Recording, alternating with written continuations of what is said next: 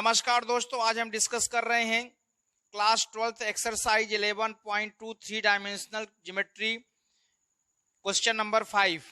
आपका हमारे YouTube channel doctor BN Mishra में स्वागत है। क्वेश्चन 5 है, find the equation of line in vector and in Cartesian form that passes through the point with position vector 2i minus j plus 4k and is in the direction I plus 2j minus k। तो given that इसमें जो formula होता है वो होता है vector r equal to vector a plus lambda b। तो given that line passes through the point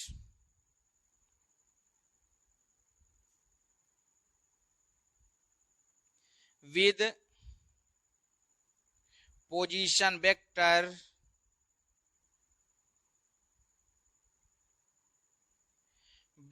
a equal to 2i minus j plus 4k। अब ये जो लाइन है इसका जो डायरेक्शन दिया हुआ है, तो since line is in the direction vector b equal to i plus 2j minus k, ये वेक्टर b इसके पैरेलल में है, इसके डायरेक्शन में है। मतलब ये मान के चलिए कि जैसे कोई ये पॉइंट है, ये पॉइंट हो गया A, इसका आपका ये पोजीशन वेक्टर हो गया, यहां से ये इसका पोजीशन वेक्टर हो गया, इसको हम बोलेंगे वेक्टर A। और इस पॉइंट से हमें एक लाइन ड्रा खींचना है, ऐसे लाइन खींचना है, और ये हो गया वेक्टर B, ये वेक्टर B हो गया। तो ये लाइन और ये लाइन दोनों का डायरेक्शन सेम है, इसका मतलब दोनों एक दूसरे के पैरेलल हैं।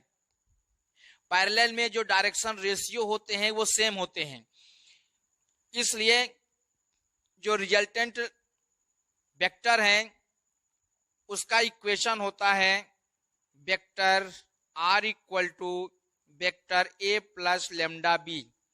यहां लेमडा का इसलिए यूज किया जाता है क्योंकि ये जो लाइन है ये इस लाइन के कितने टाइम्स है ये हमें पता करना होता है। तो डबल भी हो सकता है, ट्रिपल भी हो सकता है, क्योंकि ये जो लाइन है सिर्फ डायरेक्शन को रिप्रेजेंट करता है और ये जो लाइन है ये लेंथ को रिप्रेजेंट करता है। तो इसलिए ये कितने टाइम्स है इसलिए इसमें लेमडा को मल्टीप्लाई कर दिया जाता है। तो वैल्यू हो जाएगा वेक्टर फॉर्म में vector r equal to vector a। तो वेक्टर a की जगह में हो जाएगा 2i minus j plus 4k plus lambda, vector b हो जाएगा i plus 2j minus k। अब यहां हम क्या करेंगे, i j k को कॉमन ले लेंगे। तो i जब कॉमन लेंगे तो यहां से बचेगा 2 और यहां से बचेगा प्लस लेमडा, फिर प्लस j कॉमन ले लेंगे तो यहां से बचेगा -1 और यहां से बचेगा 2 और लेमडा, ये हो जाएगा plus 2 lambda. Plus k common ले लेंगे हम, तो जब k कॉमन लेंगे तो यहां से बचेगा 4 और चूंकि यहां पे माइनस है तो इसलिए हो जाएगा माइनस लेमडा। तो ये जो इक्वेशन आ रहा है वेक्टर r इक्वल टू, ये जो इक्वेशन है ये वेक्टर फॉर्म का इक्वेशन है।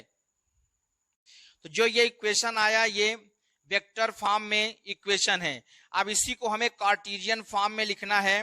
तो कार्टेशियन फॉर्म में लिखने के लिए हम क्या करेंगे कि वेक्टर r को हम ले लेंगे, let vector r equal to होता है ix, होता ही है jy प्लस kz, ये वैल्यू होती है इसकी।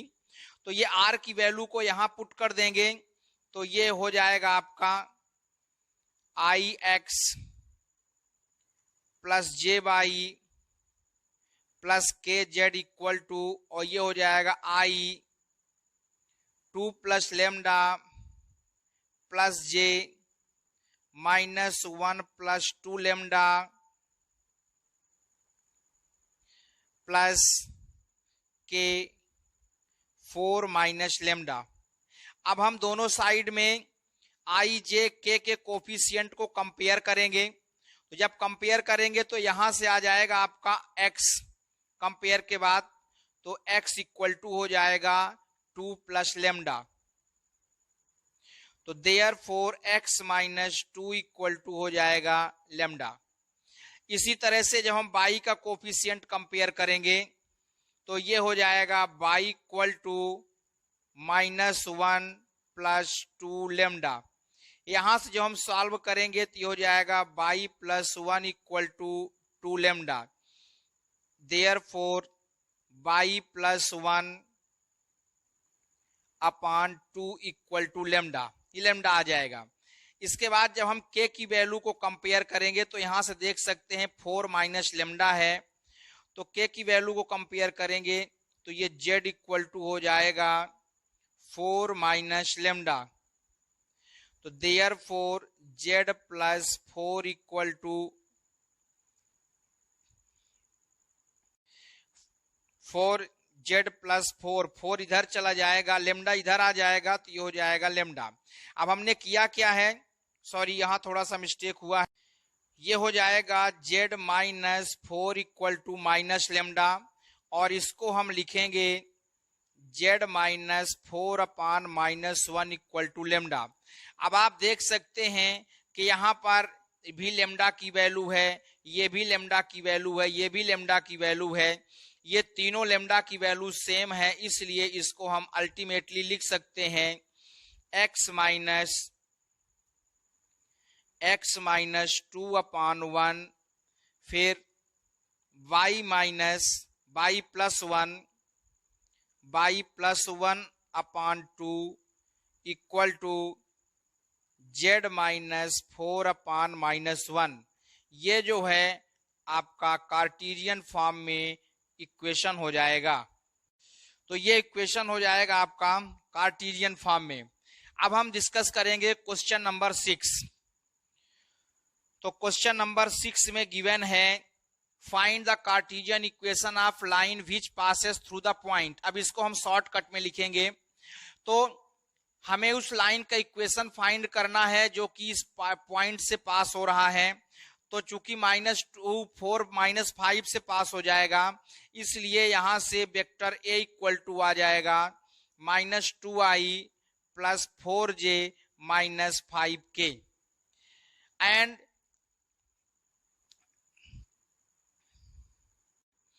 the line parallel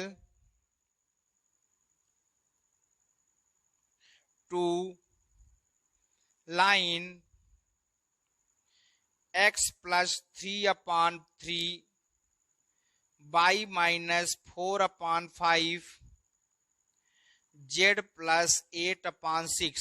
चूंकि जो लाइन हमें फाइंड करना है वो लाइन इस लाइन के पैरेलल है, तो अगर लाइन पैरेलल है तो उसका डायरेक्शन रेशियो सेम हो जाएगा। Therefore the direction ratio of required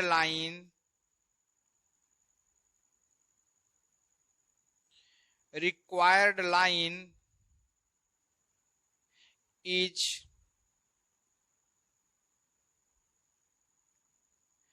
proportional to 3, 5 and 6। क्योंकि जब ये पैरेलल है तो इसका प्रोपोर्शनल होता है, जो रिक्वायर्ड लाइन है उसका डायरेक्शन रेशियो और जिस लाइन के पैरेलल है इसका डायरेक्शन रेशियो प्रोपोर्शनल होगा, है ना। तो देयरफॉर इसको हम लिख सकते हैं therefore the equation of the Cartesian equation of line passes through the point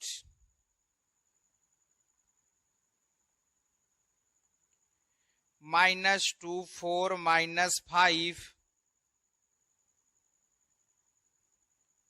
is, तो इसका फार्मूला होता है x minus x1 upon a equal to y minus y1 upon b equal to z minus z1 upon c। तो यहां से ये हो जाएगा जो पॉइंट है, तो चूंकि x माइनस x1 होता है, x1 की जगह -2 है, तो ये हो जाएगा आपका x प्लस 2 अपान a क्या है? Direction ratio. तो चूंकि जो ये लाइन के पैरेलल है इसलिए इसका डायरेक्शन रेशियो 3 5 6 ही होगा, तो ये हो जाएगा अपान 3। फिर हो जाएगा y माइनस 4 अपान 5, क्योंकि डायरेक्शन रेशियो सेम होता है पैरेलल की कंडीशन में, और z प्लस 5, यहां माइनस है तो प्लस हो जाएगा क्योंकि फार्मूले में माइनस होता है, और यहां माइनस है तो यहां भी प्लस हो जाएगा क्योंकि फार्मूले में माइनस होता है, अपान 6। तो ये हो जाएगा रिक्वायर्ड लाइन का इक्वेशन इन कार्टेशियन फॉर्म। दोस्तों हमने क्वेश्चन नंबर 5 6 डिस्कस किया। आप हमारे चैनल को सब्सक्राइब करें, लाइक करें, शेयर करें। कोई प्रॉब्लम है तो कमेंट करें। Thank you very much.